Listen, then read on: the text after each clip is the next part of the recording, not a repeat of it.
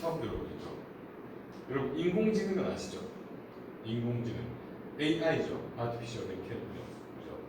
근데 여기는 Augmented Intelligence잖아요. 증강지능. 둘 다 AI예요. 뭐 이걸 개념적으로 설명을 드리면 여러분들 그러니까 뭔가 여러 가지 데이터를 끌어모아가지고 막 학습시키는 거 뭐라고 하죠? 머신 러닝이라고 하죠. ML이라고 하잖아요. ML의 그 뒷단의 단계가 뭐예요? AI 인공지능이에요.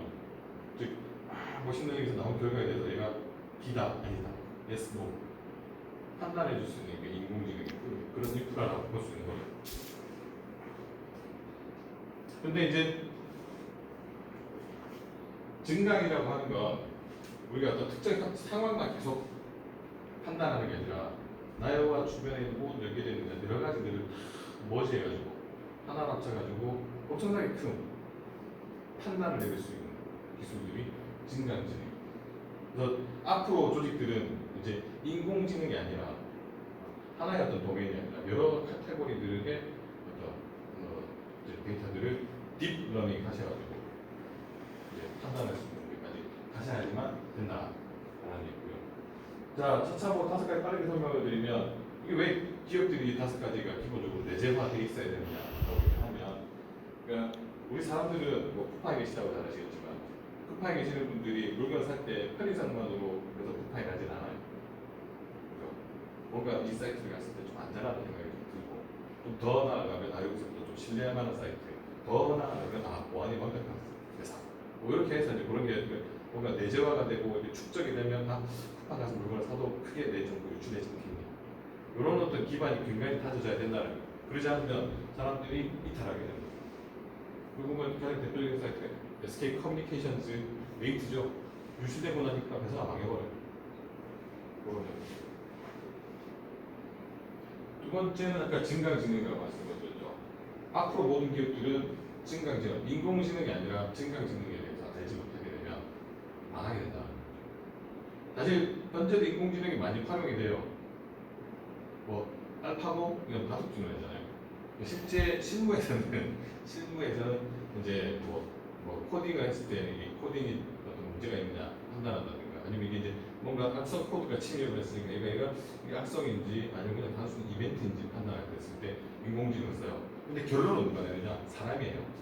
여러 가지 상황이 막 있는데 얘가 좀 악성 같아요라고 알려주는 데까지만 인공지능이 활용이 돼요. 그 다음에 판단, 얘 악성이다라고 판단하는 건 사람이에요. 아직까지도 인공지능이라고 볼 수 없어요. 터미네이터 같은 것들은 우리가 죽었다 깨어나 못 봐요, 사실은. 현재 상태로. 증강지능이다라고 하는 것들은 이제 터미네이터로 가기 위한 아주 그냥 첫발, 한 10만 보로 가야 되는데 그 첫발이 이제 증강지능이다라고 보시면 돼요. 그런데 그런 것을 알아야지만 기업이 살아납니다. 또 그래서 조직들도 10가지 문화 정도가 잘 내재화되어 있어야 그 조직이 성공할 수 있다는 거예요. 그리고 이제 핵이라고 하는 말, 사실 좀 우리는 해킹이라면 되게 나쁜 말로 하지만 실제로 핵이라고 하는 건 이 사람의 아픈 곳을 긁어내서 좀 더 뭔가 보완을 해주는 것들을 해킹이라고 하는데 조직에 10가지 해킹 정도가 좀 정의가 되어 있어요. 그것이 뭐 모두 회의를 뭐 새로운 전략을 하거나 뭐 말 끊지 말아야 된다든가 뭔가 생각이 판단되면 48시간 내에 결정을 줘야 된다든가 뭐 이런 것들이 있어요. 그러니까 조직의 어떤 긍정적인 측면에서 회의가 이루어지고 긍정적인 측면에서 조치가 이루어질 때 탄탄한 문화가 있을 때 그 회사가 오래 살아남는다 라는 얘기를 하는 거죠. 뭐 이 자료는 제가 드리고 할 테니까 한번 이제 읽어보세요. 그 다음 앞서 설명드렸지만 회사가 이제는 기존의 어떤 이 제조와 관련된 업무를 하기보다는 그러니까 그들이 만든 컨텐츠에 대한 제품 관리할 수 있는 능력들이 반드시 필요하다는 거예요. 그래야지만 살아남을 수 있다. 뭐 아마존의 리테일 뭐 있죠? 근데 사실은 이제 아마존 혹시 아세요? 버튼 딱 누르면 배달 오는 거? 우리 저기 팀원들도 있는데 뭐 있잖아요. 그 세탁기 같다가 버튼 하나 만들어놔요. 이게 이제 뭡니까? IoT 통신을 해가지고 세제가 떨어졌네? 딱 누르면 내가 바로 그 다음 배달해 주는 거라든지 아니면 냉장고 앞에 버튼을 탁 누르면 우유 누르면 그 다음 우유가 배달해 주는지 화장실에 탁 누르면 나 휴지가 떨어졌네? 휴지가 배달해 그런 걸 해요. 그게 이제 아마존이 시작을 했잖아요. 그리고 카트만 끌고 딱 가서 물건 주워 담아서 나가면 자동으로 어떻게 되는 거예요? 내가 굳이 킬러를 만나지 않고 이렇게 계산해야 되는 시대에 일단 즉 어떤 이런 어떤 컨텐츠들을 관리할 수 있는 기능들을 좀 많이 가져야 된다. 그리고 이제 디지털 트윈이라고 하는데 쌍둥이죠. 이게 뭐냐? 왜 우리가 실제로는 많은 비용을 투자해가지고 시제품을 만들거나 아니면 실제로 얘를 떨어뜨려 갔을 때 죽을까 살까 고민하면 안 되잖아요, 그죠? 그렇죠. 그러니까 뭔가 가상의 환경들을 만들어가지고 뭔가 시뮬레이션 할 수 있는 환경들을 만들어서 빠르게 투자에 대한 어떤 판단할 수 있도록 해줘라. 그래서 이 5가지가 기본적으로 아우러질 때 기업들은 생존할 수 있는 기본 근간 인프라를 만든다라고 얘기를 하고 있습니다. 자, 그러면 이 인프라가 만들어지면 어떻게 될까요? 만들어진 인프라에서 무엇을 가져다 얹어야지만 상품이 되고 무엇을 가져다 얹어야지만 우리의 매출이 달성할 수 있는 고민할 시점이 여기서 도래한다는 거죠.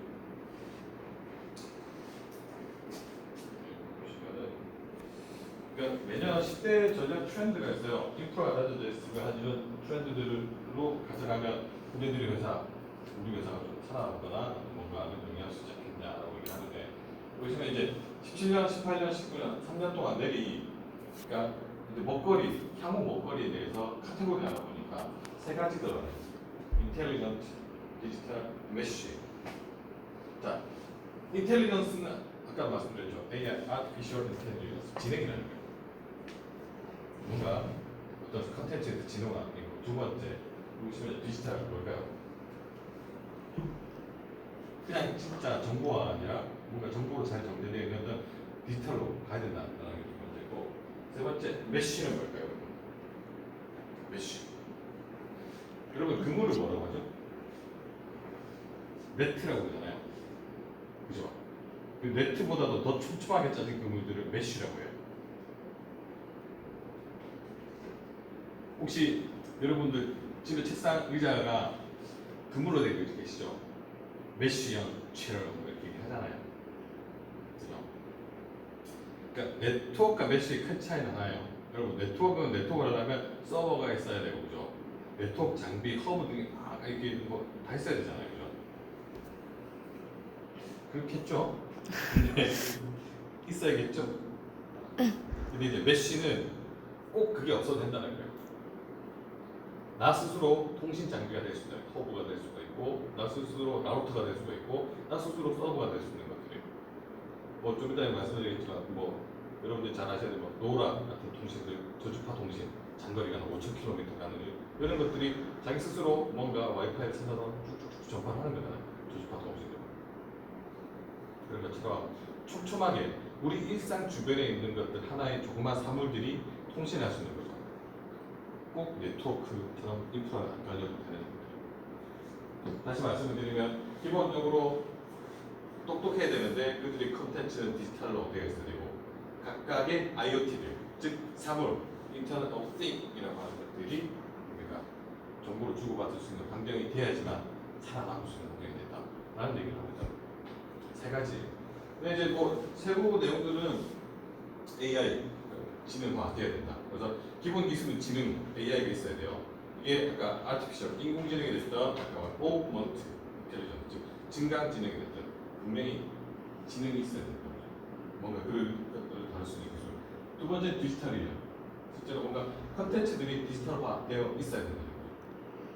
그다음 메쉬, 그러니까 촘촘하게 우리 일상 주변에 그런 어떤 것들을 처리할 수 있는 것들이 있어야 한다는 거예요.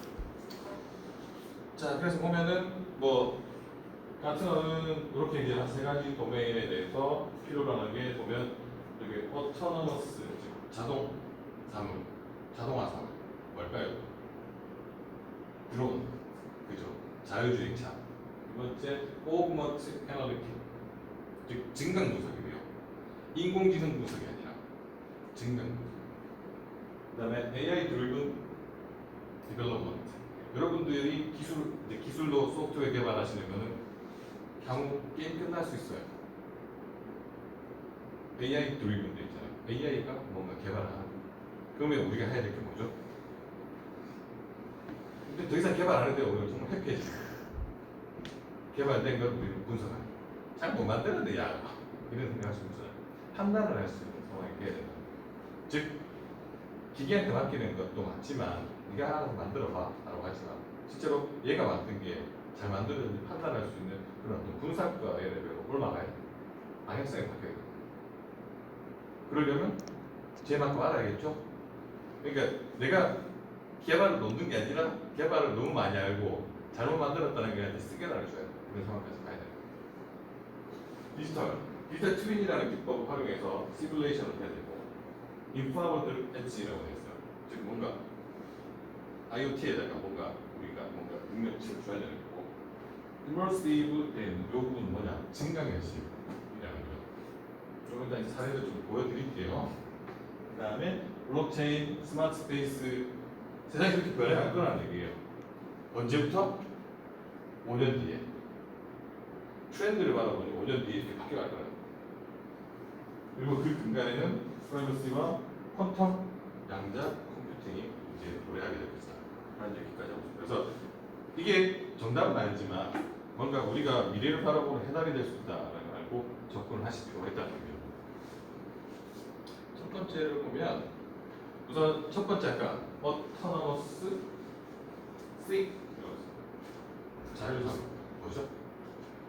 사물 think 여기 보시면 로봇, 드론, 자율주행차들이 그렇게 한다.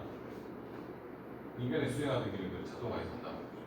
근데 이제 그 자율주행차 있잖아요. 그 자율주행을 뛰어넘어서 여기서 autonomous think까지 되면 차가 차들끼리 통신을 하는 거예요. 자기네끼리. 여기 막히네? 여기 안 막히네. 그렇게 만드는 거죠. 그 다음에 드론이 웅 날아가가지고 농장부를 보니까 요거 지금 벼들이 다 익었어. 추수를 하세요. 또 드론이 웅 가서 추수를 하는 거예요. 그런 형태로 바뀌어가는 게 한국 미래의 모습이에요. 근데 지금 실제로 우리나라에서도 드론이 농약을 치고 다녀요. 그죠? 근데 이걸 좀 어떻게 활용할 것이냐에 대한 부분을 여러분들이 공유하셔야 돼요. 여기 보시면은 영어로 되어 있습니다. 2021년 정도 되면은 이제 자율주행차가 한 전체 차 중에 한 10% 차지할 거다. 앞으로 2년 뒤가 되면 이제 10%의 차가 자율주행일 거다. 그리고 여기 보시면 현재는 1%밖에 안 된다. 이게 가능해요. 우리나라는 힘들어. 우리나라는 많이 없잖아요. 미국은 가능해요. 그죠? 땅덩어리 AP들이 있으니까 쭉 그죠? 사실은 이제 자율주행은 이미 많이 개발되어 있어요. 우리나라 가운데도 근데 이걸 상용화할 수 있느냐 네, 부분이 상당히 고민이 되는 부분이죠. 제가 이제 몇 가지 동영상을 좀 준비를 했는데 보시면 그래서 이제 이런 어떤 자율상품들의 어떤 유형들은 뭐 로봇이나 BQ, 뭐 자동차나 드론이나 여러분들 가전제품, 어플라이언스나 뭐 기타 소프트웨어 에이전트 등에서 나타날 수 있다. 근데 사용되는 환경들은 바다, 랜드, 즉 육지, 비행기, 디지털, 아무 데서나 다 활용할 수 있다는 거예요. 한번 사례를 볼게요. 여기 이제 지금 이게 파워포인트가 안 되니까 제가 다른 걸로 보여드릴 텐데 우선은 보자. 도미노 첫 번째 사례예요. 소리가 안 난다. 소리가 안 난다. 이게 뭐냐면 이제 미국은 땅덩이가 없잖아요. 우리는 배달하시는 분들이 오토바이를 타고 배달하시잖아요. 땅이 좁으니까. 여기는 차로도 이렇게 배달을 해요. 여기 보시면 이제 미시간주에서 테스터로 도미노 피자를 이제 하는데 이분이 자기의 휴대폰을 들고 어떻게 하는 거예요? 나 찍어줘. 아까 여기 케이스라고 해서 여기 타고 계셨던 탑승하셨던 분들은 그냥 그 연구하시는 분들이고 리서처들이고 그리고 보시죠. 이모티콘으로 나 피자 배달해줘 그러면 배달해주는 거예요. 이거는 이제 뉴질랜드에서 도미노가 테스트를 한 거예요. 드론으로 떨궈주는 거예요.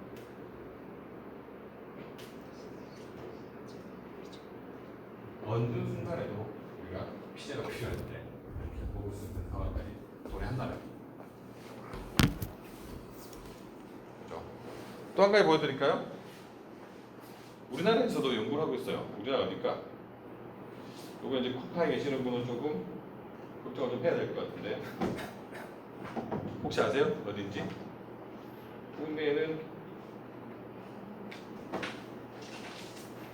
2017년도에 배민에서 나온 딜리라고 하는 아이예요.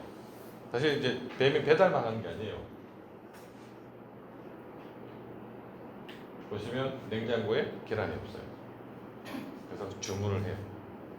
아니면 애들이 짜장면을 먹고 싶다고 해요. 주문을 해요. 그러면 빌리가 해당 매장으로 가요. 매장에 가서 나 이거 주세요 라고 노티 갔잖아요. 그럼 다음 화살이가 움직이는 거죠. 배달을 하는 거예요. 아직 상용화하기는 좀 힘들긴 하지만 테스트는 많이 됐다 라고 알고 있어요. 그죠? 짜장면이 아니었네요. 그죠? 얼마나 허탈 알겠어요.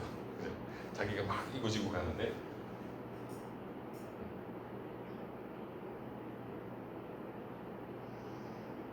이게 소리가 안 나가지고 아쉽긴 한데 좀 더 편해질 거라 아닙니다. 이게 이제 우리가 봐야 될 지향점이죠. 자율주행. 뭔가 자율사물들이 활동을 하게 될 거라는 거잖아요. 우리가 가야 될 방향성인 거죠.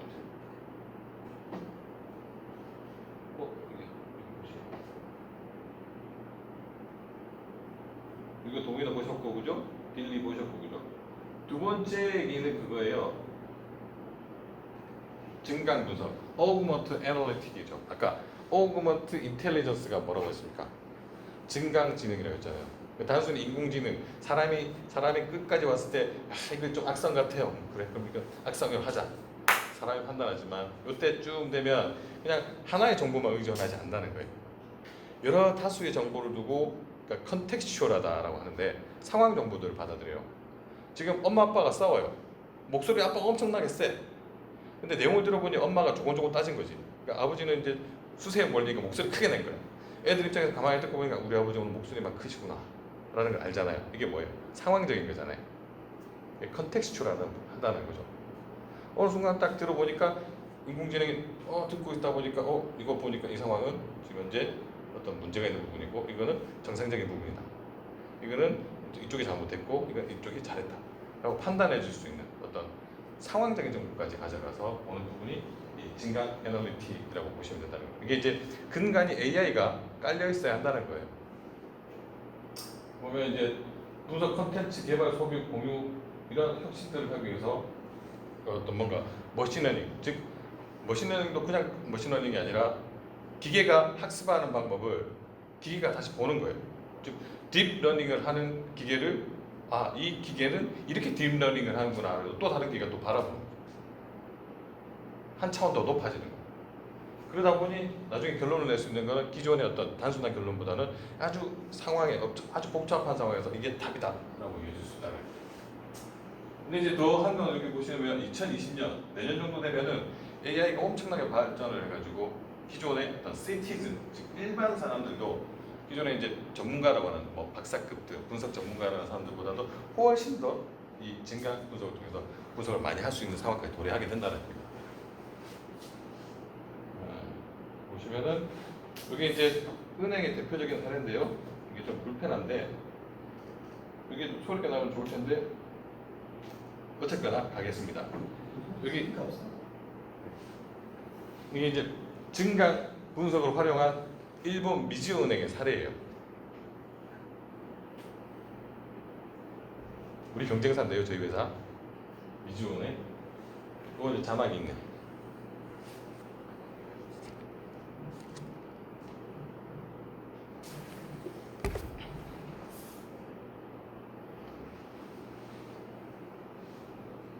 모기 기준이 뭔 줄 아세요?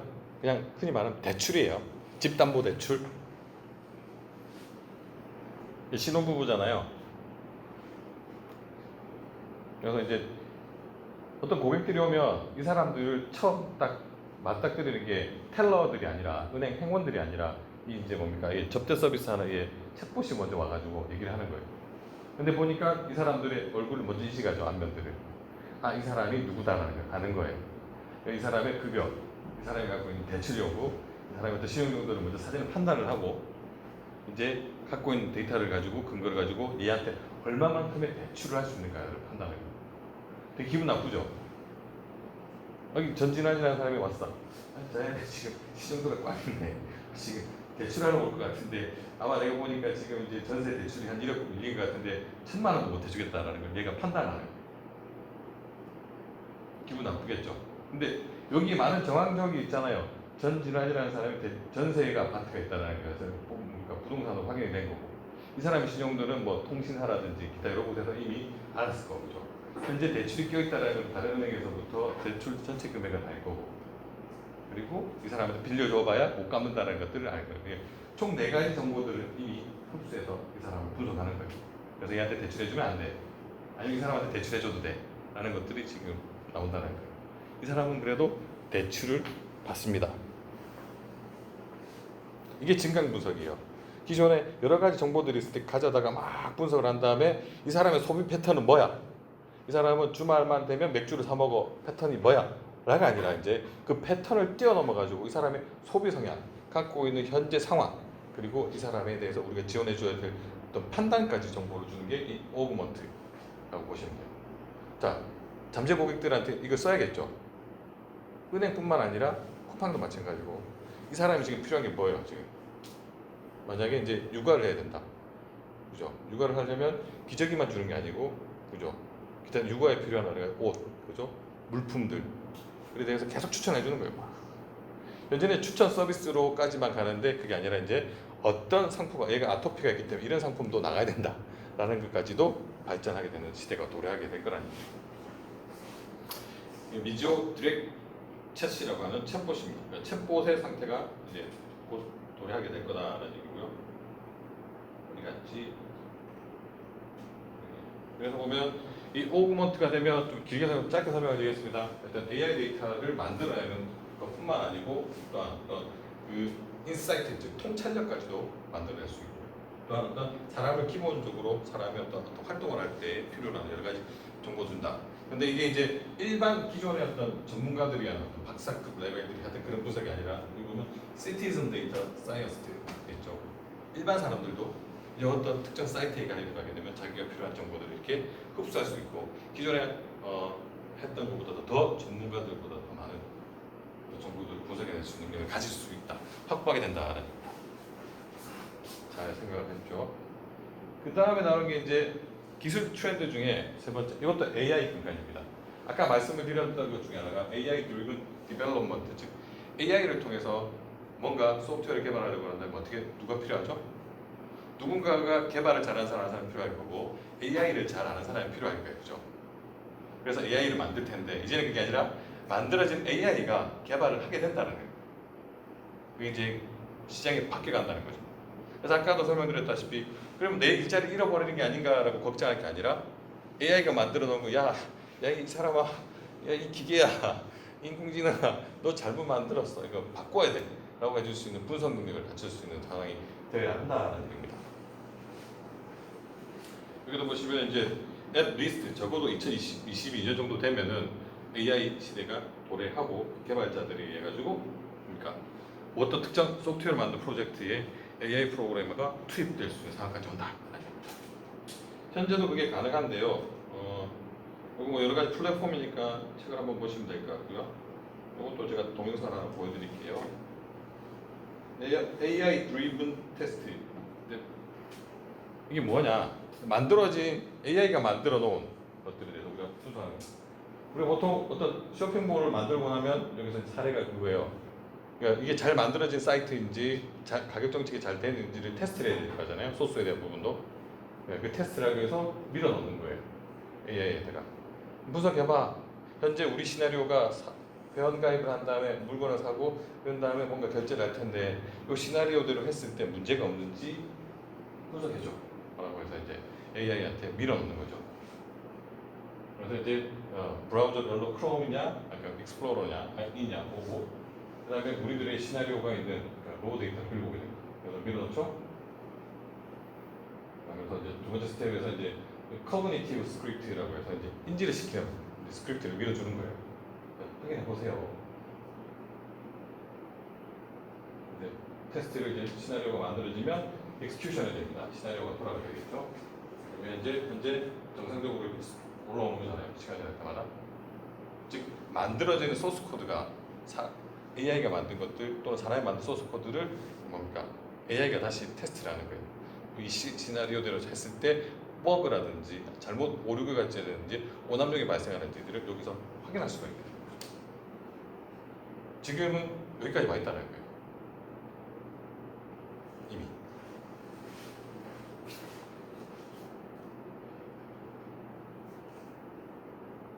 자, 그 다음에 나오는 게 디지털 트윈이에요. 트윈. 이게 뭘까요, 여러분? 앞서 말씀을 드렸죠. 어떤 제품을 만들어 가지고 시제품을 만들어서 그 시제품이 성공적으로 잘 팔릴 거고 또 시장 내에서 완성도를 가질 것인지에 대한 부분을 고민을 많이 하는데 실제로 시제품을 만들고 실제로 그때까지 나와가지고 시장 내 테스트를 하려고 한다면 상당한 시간과 인력도 투입이 되고 비용도 투자가 됩니다. 보통 한 제품을 만드는데 뭐 1, 2년 걸린다고 하고 제조 같은 경우에 제조의 붐이 일어날 때 한 5년, 기본적으로 5년 정도 걸린다고 해요. 그럼 5년 동안 우리가 투자하고 있을 거냐는 거죠. 그래서 현물과 동일한 제품들을 만들어서 똑같이 만들어서 테스팅을 해보는 거예요. 이게 시장 내에서 먹힐 건지 제 기능을 하는지. 그래서 보시면 이제 이쪽에 시뮬레이션을 할 수 있는 어떤 근간이 있어야 한다라는 얘기로 보시면 될 것 같고요. 그러니까 실제 시스템과 연결돼서 사물이나 시스템의 상태를 파악할 수 있고 변화에 대응할 수 있도록 해주는 게 그런 디지털 트윈의 기능이다라고 보시면 되겠죠.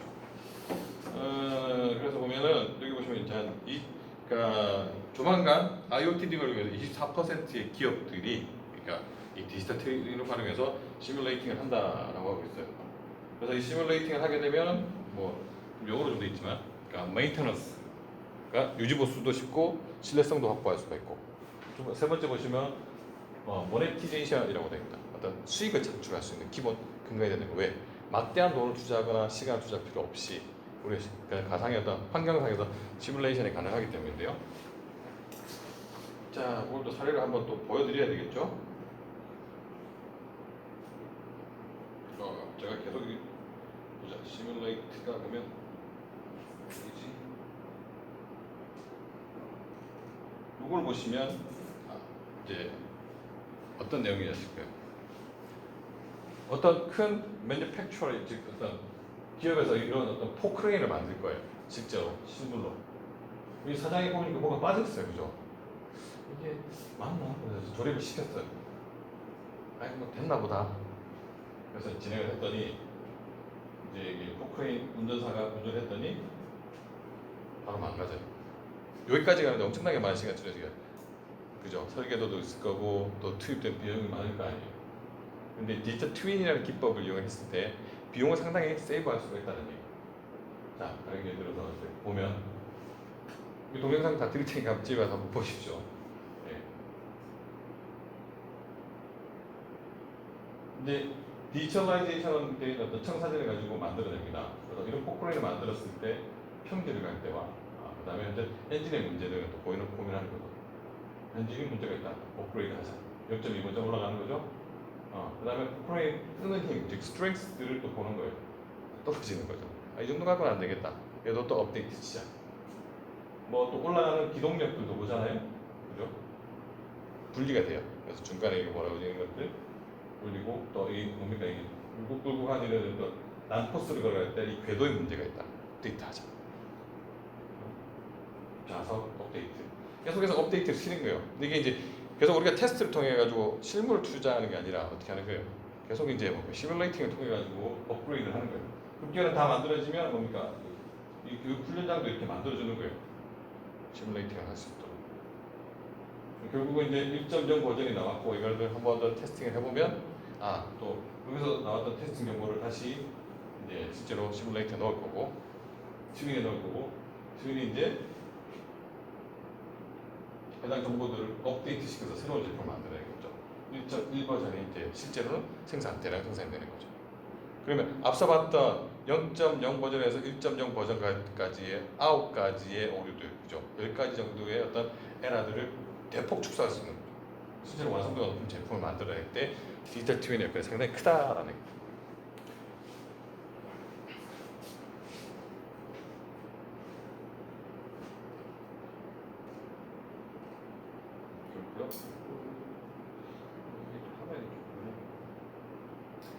그 다음에 자율권을 가진 엣지라고 되어 있습니다. Empowered Edge라고 되어 있습니다.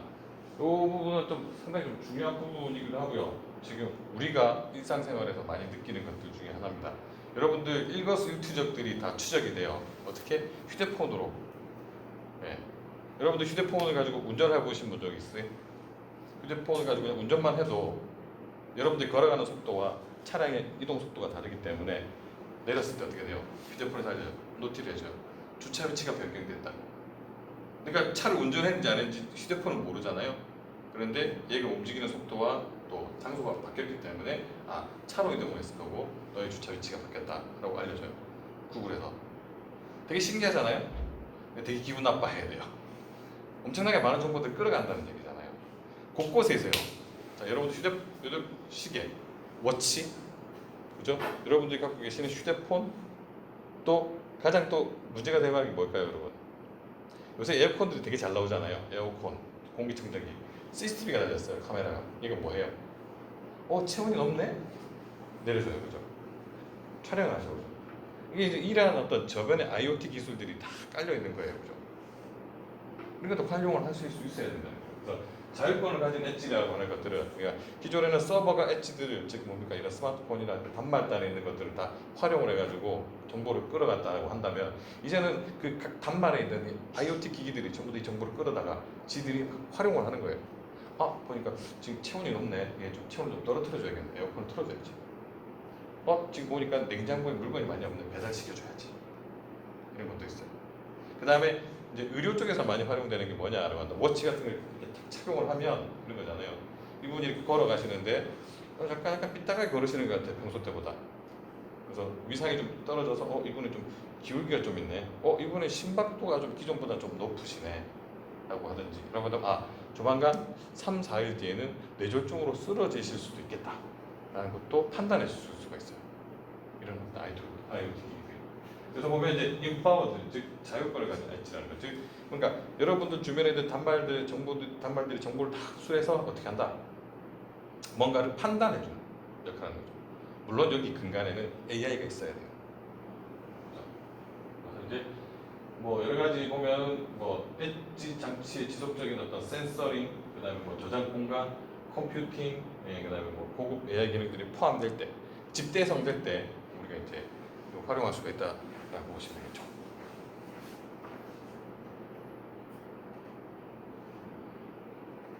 뭐 이것들은 뭐 인텔리전스 앤 more and the edge라고 되어 있지만 사실 뭐 제품별로 그다음에 어떤 이제 뭐 우리가 자산을 쓸 때 뭐 1년에서 5년짜리 쓰는 거, 5년, 10년 쓰는 거, 10년에서 20년 쓰는 것들, 뭐 그다음에 뭐 자산 유형에 따라서 어떤 능력들을 발휘하느냐 그런 어떤 표로 되어 있기 때문에 한번 여러분들 참고로 읽어보십시오. 그냥 그렇게 되겠구나 라고 보시면 될 것 같고요. 그 다음에 나오는 게 이제 6번째가 immersive experience, 몰입 경험이다 라는 거죠.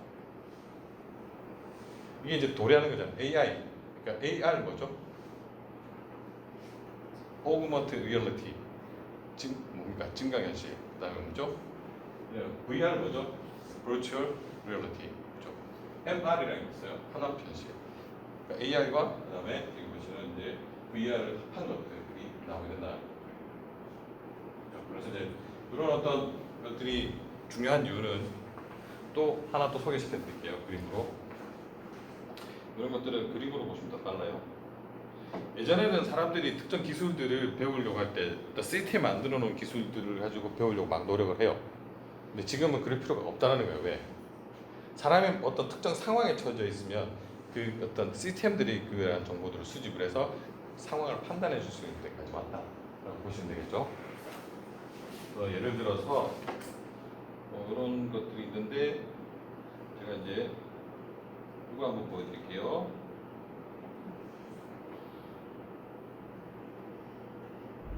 구글 렌즈를 보시면 이런 것들이 좀 불식되죠. 내가 지금 현재 MR의 상태인가 AR의 상태인가 이런 걸 확인하실 수가 있습니다.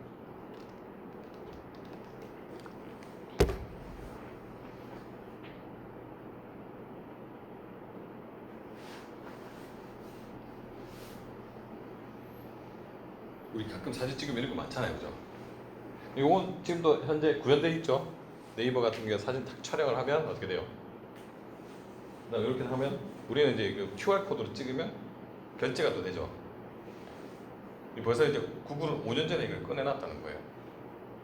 그다음에 이제 어떤 특정 레스토랑을 지나다니면 여기서 제일 유명한 음식이 뭔가를 또 소개도 시켜줘요. 여러분들 카카오맵 아시죠? 보면 어때요? 이렇게 경로를 설정을 하면 그 경로 중간에 맛집을 소개시켜줘요. 그죠? 그런 것처럼 여기 보면 이제 지나가는 간판을 딱 촬영을 했을 때 이게 이제 애들이 어떤 노래를 가장 대표 히트 유행했던 노래가 있느냐 확인을 또 해주고요. 그다음에 식당 찍으면 식당 예약도 해줘요. 자, 무슨 빌딩인지 몰라. 그냥 찍었어 이뻐서. 근데 알려주는 거예요. 현재 위치랑 건물의 상태를 보고.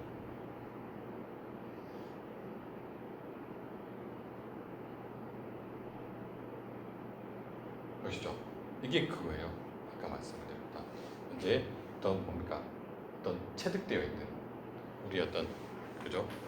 immersive experience라고 하죠. 내재화되어 있는 경험. 이런 것들이 다 이제 지원될 수가 있어야 된다는 얘기죠. 그래서 보시면은 현재는 지금 시대적으로 보면은 현재는 왼쪽에 두 가지 꼭지예요. Virtual Augmented Mixed Reality라고 돼서 그냥 이제 가상현실 뭐 이 정도, 그다음에 그 실제로 이제 증강현실 정도만 되어 있는데 추후에는 뭐다? 이제 Immersive Ambient User Experience라고 있습니다.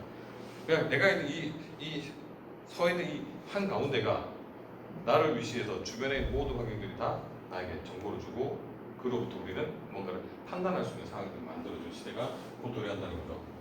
미국은 그렇습니까? 2019년도부터는 이렇게 되는데 19년과 24년 사이에는 뭔가 뭐 크게 세상이 바뀔 거라는 얘기를 하고 있다는 거죠. 자, 우리 준비를 해야겠죠, 그죠? 그죠?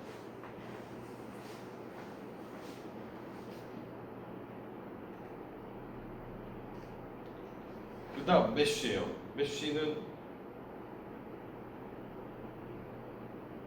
아까 말씀드렸죠. 촘촘하다. 좀 더 IoT라든지. 그래서 이제 가장 대표적인 게 이제 블록체인이다라고 얘기하고 있습니다. 블록체인은 뭔지 아시죠, 여러분? 학습하셨을 거 아니에요, 그죠?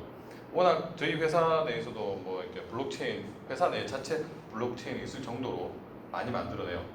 그리고 블록체인의 어떤 이 방법, 알고리즘 자체는 되게 대단한 거예요. 10분마다 그러니까 뭔가 바운스를 하는 거잖아요. 10분마다 분산되어 있는 정보들, 레저들을 다 이렇게 한 번에 뭔가 업데이트 다 시키잖아요. 사실상 현재 이 기술로는 이 분산 그러니까 뭔가 정보는 해킹이 불가능해요. 왜?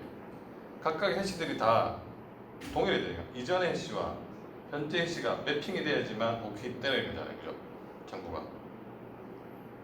근데 이 블록체인 자체는 정말 퍼펙을 한데 이제 조만간 이게 상용화 될 거다라는 얘기죠. 뭐그 당시에도 이제 이런 얘기가 많았었는데 지금 현재 일본에서는 참치를 공수해가지고 그 참치의 추적을 할 때 블록체인을 써요. 네, 혼마 이러잖아요. 실제 우리가 아는 그런 다량어 말고 실제로 참다량어들을 이제 비싸고 추적을 할 때 정합성 있게 이게 이제 어디서부터 남태평양에서 잡아왔던 참치다 확인할 수 있도록 블록체인을 활용한다는 얘기죠. 그러니까 우리도 하잖아요. 우리도 저기 횡성, 강원도 횡성에 뭐 어떤 소고기냐라고 그 추적하듯이 어떤 뭐 수산물 추적 관리 시스템이 아니라 이제 뭐 축산물 추적 관리 시스템이 아니라 블록체인도 그런 일들을 하게 되는 단계까지 오게 됐다는 얘기죠. 그래서 보면은 이런 거죠. 현재는 BC, 그러니까 Before Christ가 아니고 뭡니까 블록체인이 나오게 된 거고, 현재 페이지로 보면 단계별로 보면은 현재 Inspired 단계라고 보면 되는 거죠. 현재 막 이제 태동하는 단계예요. 그러니까 이제 개념은 이미 정리가 됐고 어떻게 누가 좀 더 효과적으로 또 더 많은 어떤 체인들을 어떤 정보들을 관리할 수 있는 분산 정보를 관리할 수 있는 상황까지 가느냐 일단 태동을 한 거고, 어느 정도 시점이 되면 한 2025년 지나고 나면 컴플릿 뭔가 이제 시장이 재편될 거라네. 끝나는 거죠. 이후에 이제 enhanced, 즉 시장 비트코인이 됐든 누가 됐든 간에 시장을 재편하게 되면 그때부터는 걔가 엄청나게 고도화돼서 커지게 되는 상황까지 가게 된다. 우리가 여기다 붙여 쓸 만한 것들이 뭐가 있는지도 고민해 봐야 돼요. 블록체인에 대해서.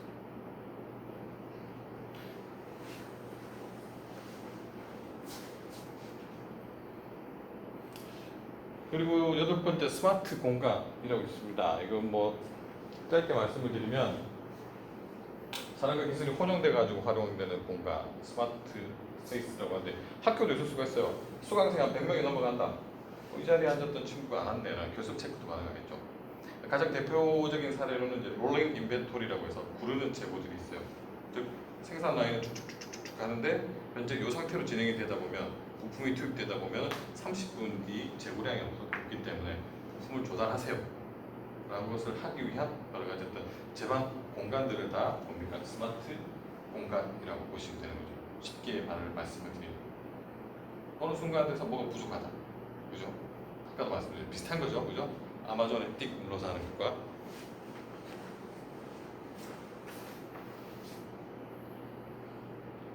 뭐 이런 것들은 이제 각각 스마트 공간들이 성숙해가는 단계 1단계부터 4단계까지 가는데 처음에는 독립적으로 가다가 나중에 한 4단계 정도면 지능적인 환경으로 바뀌어간다.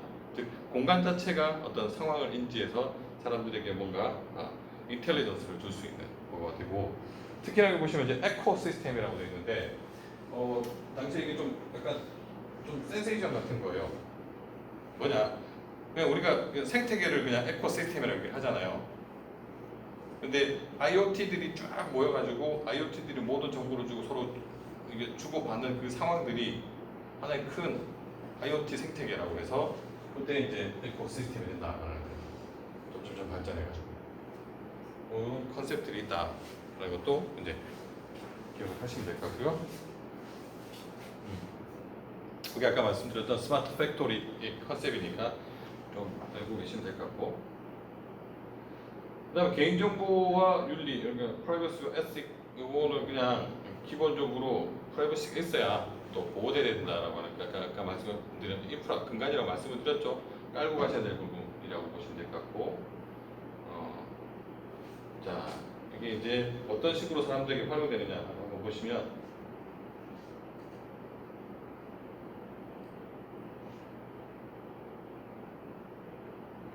벨기에에서 테스트를 한 건데요.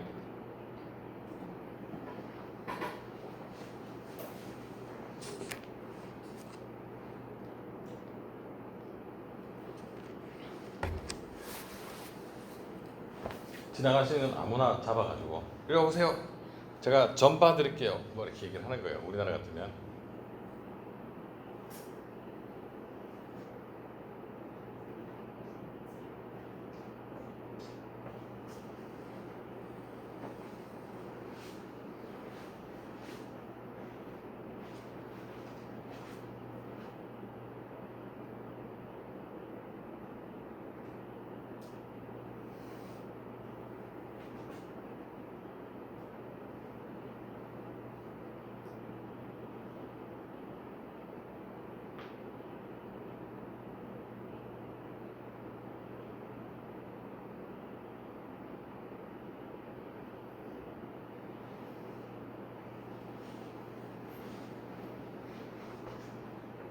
놀랍습니다.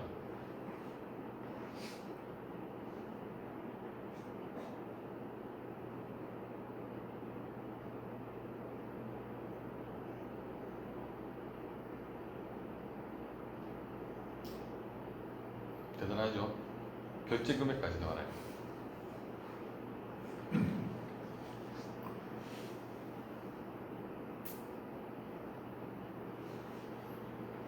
안 되죠.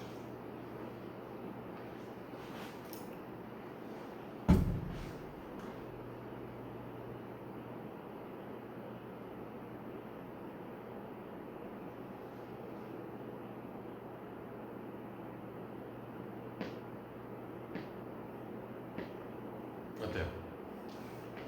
그죠? 그건 단순히 일단 SNS 등을 통해 가지고 정보들을 집대성을 할 수 있다는 거죠. 그죠? 내가 제공하는 정보들이 그러니까 올바른 곳에 잘 활용되고 있는지에 대해서 항상 뭡니까? 기업들은 증빙을 해줘야 될 필요가 있다는 거죠. 벨기에에서 촬영을 한 거죠. 사실 뭐 우리나라는 뭐 이미 다 그죠? 위험한 상태이기 때문에 네. 그래서 동영상이 없을 것 같아요. 네.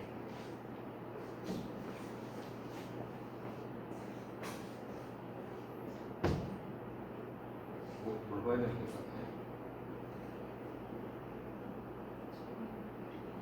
그 다음에 보시는 게 이제 마지막에 전 세계의 어떤 판도를 흔들 수 있는 게 이제 양자 컴퓨팅이다. 공부 많이 하셔야 된다는 얘기죠, 여러분. 양자 컴퓨팅. 현재 요거는 오른쪽에 보이는 저 기계 있잖아요. 이렇게 쭉 내려가게 된 거. 저희 IBM에서 만든 양자 컴퓨터예요. 현재 IBM에서 이미 만들어놨고 상용하는 데는 한 5년 정도 더 걸린다고 합니다. 2023년 정도 되면 전 이게 양자에 대해서 잘 몰라요. 근데 이제 기본 컨셉이 우리가 이런 거잖아요.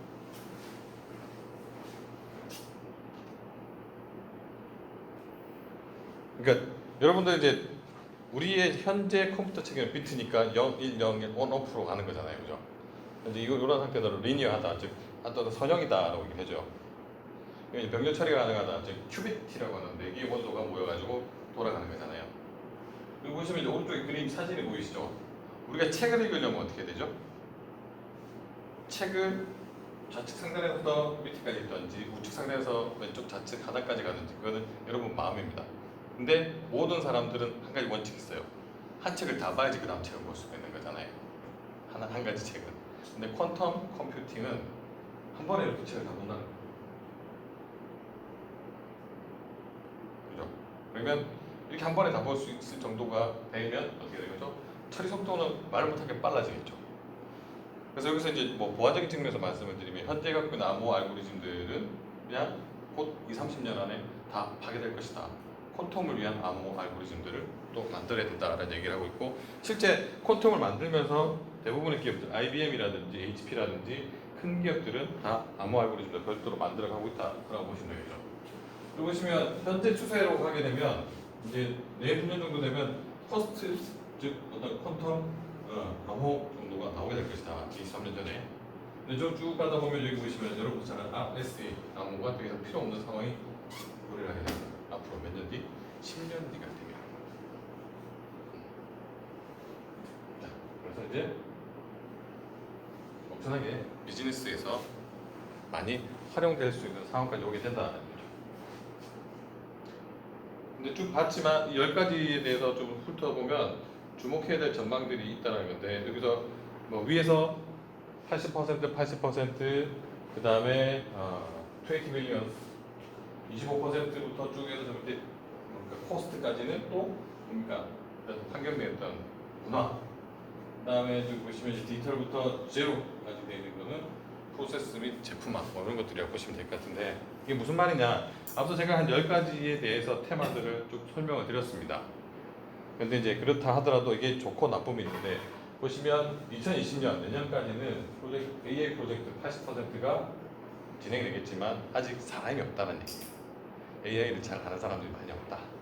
그래서 그에 따라서 이제 이런 인력들을 많이 양성할 필요가 있다라고 보시면 되고, 그다음에 이 AI 덕분에 지금 이제 2020년까지는 현재 사라지는 사람들, 즉 실종자들, 미싱들은 안면 인식 기술로 인해 가지고 한 80% 정도 감소하게 될 것이다. 어디가 숨어 있어도 이제 스캔을 중국은 이미 많이 하고 있잖아요. 찾을 수 있게 될 것이고. 그다음에 이제 2023년 한 5년 안에는 이 만성 질환자들도 상당히 2천만 명, 20 billions, 2천만 명이 감소하게 될 것이다.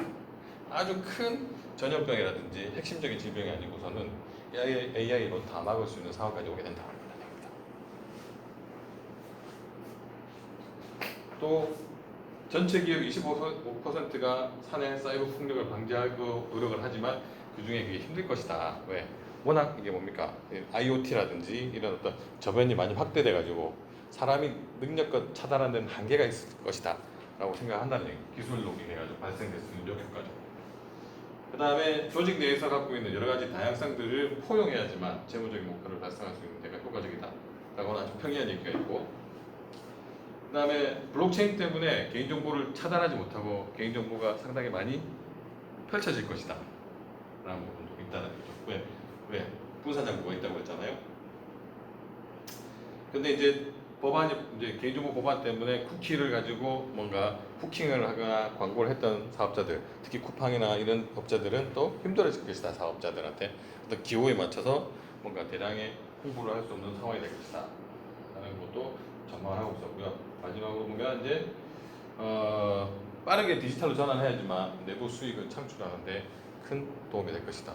그다음에 9번째는 이제 디지털 자이언트들, 뭐 아마존이라든지 뭐 마이크로소프트라든지 뭐 여러분들 잘 아시는 뭐 그런 업체들이 시장 점유율이 한 40%까지, 즉 신기술을 활용하는 애들이 지금보다는 더 많이 시장을 장악하게 될 것이다 라는 겁니다. 그래서 신기술을 획득하지 못한 업체들이 망할 수 있는 상황이 도래하게 되는 것이다. 그 다음에 이제 소셜 미디어에서 보안 위반 등이 발생할 것이라고 생각하지만 또 기술 플랫폼에서 이것들을 빨리 차단하게 될 거기 때문에 큰 문제는 없을 것이다 라고 얘기를 한다는 겁니다. 사실 제가 이제 이게 이제 여기까지 도달하는데 이제 이 얘기가 한 5일치 얘기예요, 여러분. 5일치 얘기를 제가 탁 잘라가지고 제가 1시간 정도 퀵하게 말씀드렸습니다. 사실 제가 드리는 말씀이 여러분 머릿속에 다 남아 있지 않아도 좋습니다. 근데 한 가지 분명한 건 있습니다. 그죠? 기술에 빨리 대응을 할 필요가 있다는 거죠.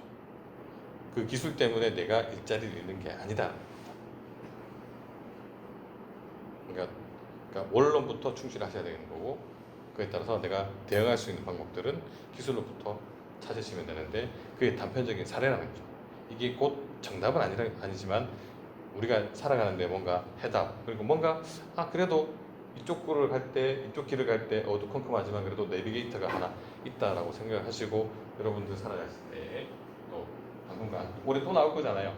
올해 한시적으로 살아갈 때 이게 하나의 어떤 이정표, 참조표가 되시면 될 것 같다는 생각이 들어서 길게 설명을 안 드리지만 보시면 참조하시라고 말씀을 좀 드렸습니다. 자, 이렇게 이제 두서없이 이렇게 막 얘기를 했지만 궁금하시는 게 있으실까요? 뭔가 빨리 맞춰야 되는 거 아닌가요? 원래 좀 이 동영상을 보면 소리가 좀 있어가지고 여러분들 좀 약간 이렇게 탁 되면 되는데 아깝긴 하지만 하여튼 드릴 테니까 한번 보시고요. 궁금한 거 있으세요? 개인적으로는 아까 있던 기술 동향들에 대한 퍼센테이지가 너무 후하게 쳐진 거 아닌가. 솔직히 80%가 이러긴 하는데 솔직히 나머지 20%가 나머지 100%를 차지하는 기술 역량이 필요한 것들도 많잖아요. 좀 약간 퍼센테이지 좀 너무 좋게만 포장된 게 아닌가라는 생각이 좀 들어요. 우선은 연구 집단이 할 수 있는 것들은 방향성이 크다라는 얘기를 해줄 수 있다는 거죠. 그리고 이미 이 얘기를 하는 거는 당장 내일이나 내년의 얘기가 아니라 앞으로 5년 뒤에 이렇게 될 것이다 라고 예측을 한 거기 때문에, 그때 5년 뒤에 딱 갔는데 안 맞아요, 20%밖에 안 돼, 그때 우리가 예측을 잘못했다라고 얘기할 수 있는 상황을 만든 거죠. 근데 우리나라에서 어느 누구도 이런 얘기를 하는 사람은 없잖아요. 그죠? 앞으로 미래는 이럴 것이다. 그런 거 보면 그러니까 집단지성이다라고 제가 아까 초기에 말씀드렸지만, 그런 부분을 적극 활용해서 나가야 될 어떤 방향성을 찾고 어떤 활동들을 할 수 있는 뭔가 아이템들을 찾아가는 데 필요로 하는 하나의 그냥 단순한 어떤 지도, 로드맵이 아닌가 싶을 정도라는 거죠. 그러니까 전적으로 제가 믿으라는 말씀을 드리진 않아요. 근데 지금 돌아가는 세계적인 추세가 그렇다라는 거고, 우리도 이제 알았으니까 따라가면 되는 거죠. 그 얘기를 좀 드리는 거죠. 자, IT 무엇이든 물어보시라고 했는데 궁금하신 것도 없어요?